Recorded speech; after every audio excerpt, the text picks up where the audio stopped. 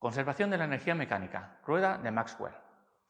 Bien, hoy vamos a ver lo que llamamos rueda de Maxwell, que básicamente es un yo-yo con pretensiones. Si yo enrollo esto y suelto, el sistema va a caer, evidentemente, pero no va a caer como un objeto en caída libre, va a caer más lentamente. Podemos verlo desde el punto de vista de dinámica o de energía. En este caso resulta más cómodo verlo por energía. Por dinámica no habría problema porque tendríamos el peso hacia abajo y la fuerza de tensión de las cuerdas que tendería a contrarrestar ese movimiento. No totalmente, pero el efecto es reducir la aceleración. ¿Qué pasa desde el punto de vista de energía? Pues que tenemos un cuerpo aquí con una energía potencial. Conforme caiga, si el cuerpo fuera un objeto en caída libre, esa energía potencial, descontando rozamientos con el aire, claro, se iría convirtiendo en energía cinética de traslación. Aumenta su velocidad. En este caso, como además de caer el cuerpo puede girar, esa energía potencial se tiene que ir repartiendo, por así decirlo, en, por un lado, energía cinética de traslación y por el otro, energía cinética de rotación. Y los dos movimientos tienen que ser tales que esto esté acompasado, es decir, que vaya rodando, digamos, mientras cae. Esa es una de las cosas que vamos a ver aquí, si se conserva o no la energía y cómo lo hace. También tenemos que tener en cuenta lo siguiente: la caída de un cuerpo, la aceleración suya solamente depende del campo gravitatorio de la Tierra, no depende de su masa.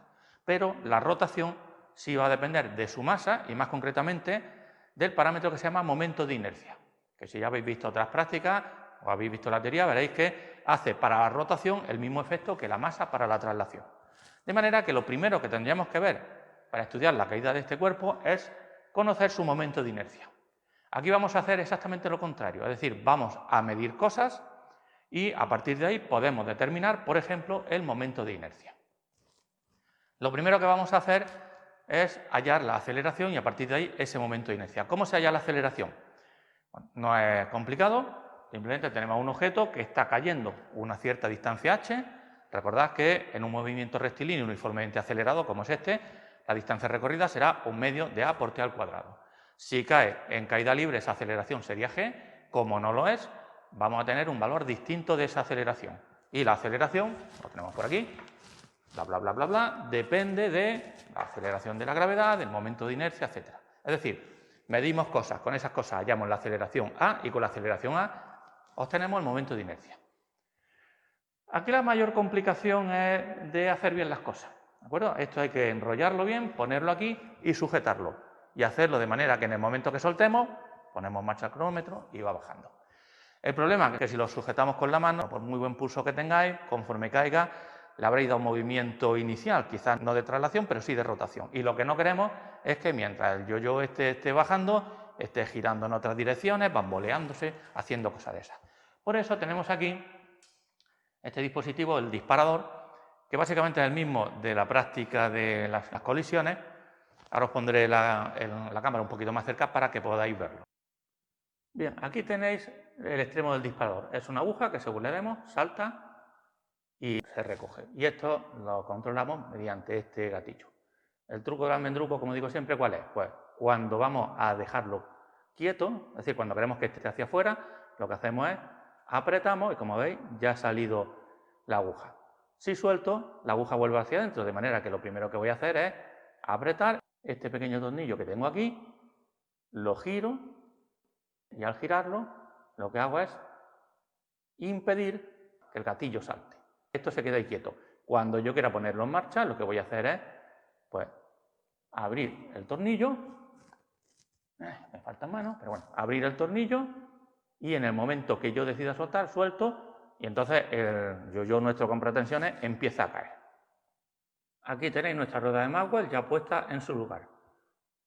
La altura la podemos medir fácilmente mediante esta regla que hay aquí. Por cierto que en la regla hay un señalador de plástico para poder ver bien dónde está el elemento que vamos a considerar, que es básicamente el eje de la rueda de Maxwell. Lo que he hecho es bajarlo un poco para que podáis verlo mejor. Pues aquí está en detalle, por la parte de atrás está nuestro disparador sujeto a uno de 4 agujeritos que hay en el exterior de la rueda para poder sujetarlo. Fijaos también que al enrollar y subir la rueda de Maxwell, los dos cables están ahí bien sujetos.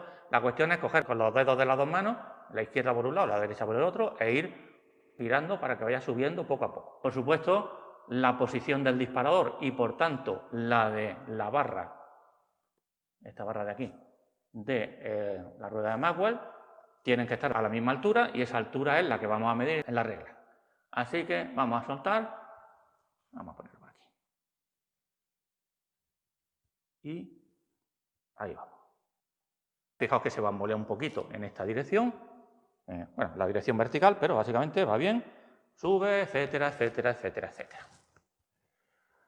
Muy bien, pues en la primera parte lo que hacemos es eso. A una altura concreta medimos la longitud, medimos el tiempo que tarda en caer. Como siempre, hay que medir las cosas como mínimo 3 veces. A partir de ahí, hallar el valor medio, si la tasa de dispersión es pequeña, vale, si no, no. Y para una cierta altura concreta, fija, la cosa va bien. Lo que voy a hacer es para varias alturas. Así tenemos varias parejas de datos, esta altura, este tiempo, esta otra altura, este tiempo, esta otra altura, este tiempo. Hacemos una resta y si ponemos aquí el tiempo al cuadrado en horizontal y h en vertical, tenéis una resta. La pendiente de esa resta es un medio de la aceleración. A partir de ahí sacamos la aceleración y conociendo el resto de los parámetros, básicamente el diámetro de este eje, la masa del objeto, la aceleración de la gravedad y poco más, hallamos el momento de inercia con su medida de incertidumbre, etcétera, etcétera. Eso para la primera parte. Para la segunda, pues podéis ver ahora mismo la rueda de Maxwell. Si os fijáis, al principio estaba aquí arriba, rebota y llega bastante más abajo. Ahora mismo, por ejemplo, llega aquí. Cuando rebote no va a volver al punto donde está mi dedo. ¿Por qué? Porque eso solo lo haría si no hubiera ningún tipo de pérdida de energía. Fijaos cómo no llega tan alto. ¿Qué pérdida de energía tenemos? En primer lugar la del aire, pero en primera aproximación la podríamos descartar, por pequeña. Pero lo principal viene a ser que, fijaos, cuando llega aquí y rebota, básicamente lo que está haciendo es como una colisión. Y esa colisión no es elástica, no es perfectamente elástica, de manera que la energía durante la bajada en parte se pierde. Se perderá en forma de calor, en las formas que sean, pero el hecho es que como energía mecánica no se cumple que la energía se conserve perfectamente. Y por eso, cuando cojáis un yo-yo, no solamente lo dejáis bajar, sino que tenéis que soltarlo con fuerza. ¿Para qué? Para que esa energía extra que le deis compense las pérdidas por rozamiento. Si no, pues el yo-yo haría como esto, sube un poquito, luego un poquito menos, luego se queda parado y nos aburrimos. Y para no aburrirnos tenemos que ir dándole caña. Esto es 3/4 de lo mismo. Bien, pues la segunda parte consiste precisamente en ver cómo va variando esas diferencias de altura y a partir de ahí ver las pérdidas de energía. Porque a fin de cuentas, si partimos de aquí, pues sabemos que la energía mecánica, cuando no hemos soltado todavía, cuando está en el reposo, pues mg por la altura. Ahí no importa si el cuerpo es un cuerpo que vaya a girar, que no vaya a girar, grande, pequeño, la energía potencial gravitatoria mg por la altura respecto a una altura de referencia. En principio, el nivel 0 será donde hemos puesto aquí esta regla, pero en principio lo importante son todas las diferencias respecto al punto mínimo donde va. Fijaos que voy a poner el dedo donde rebota, más o menos aquí, a unos 70 o algo milímetros. Si yo sé que parte de 70 milímetros y que llega a 412, la diferencia entre los dos son esas diferencias de altura que tenemos que considerar. Pues cuando el punto donde rebota es 70 milímetros y el punto más alto es, digamos, 780, ¿qué significa? Que va a recorrer de 780 a 70, la cantidad que sea.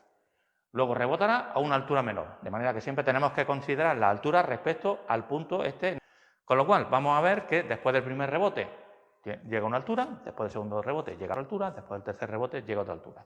Con lo cual, en vez de medir directamente las variaciones en la energía cinética del cuerpo, lo que medimos es las variaciones en la energía potencial. Que viene a ser lo mismo, porque a fin de cuentas, después del rebote, el cuerpo tiene una energía cinética que se convierte en energía potencial. Y la energía potencial es muy fácil de medir, mg por h. Pues podemos ver esas variaciones en energía mecánica. Podemos hacerlo absoluto o podemos hacerlo relativo. Relativo va a ser más cómodo porque esto suele ir más por porcentajes que por cantidades fijas. Que podéis ver precisamente eso. Si las pérdidas en energía en un bote y en otro, y en otro, y en otro son siempre las mismas, en valor absoluto, en valor relativo, más o menos se pueden considerar las mismas y a partir de ahí también pues, sacar vuestras propias conclusiones.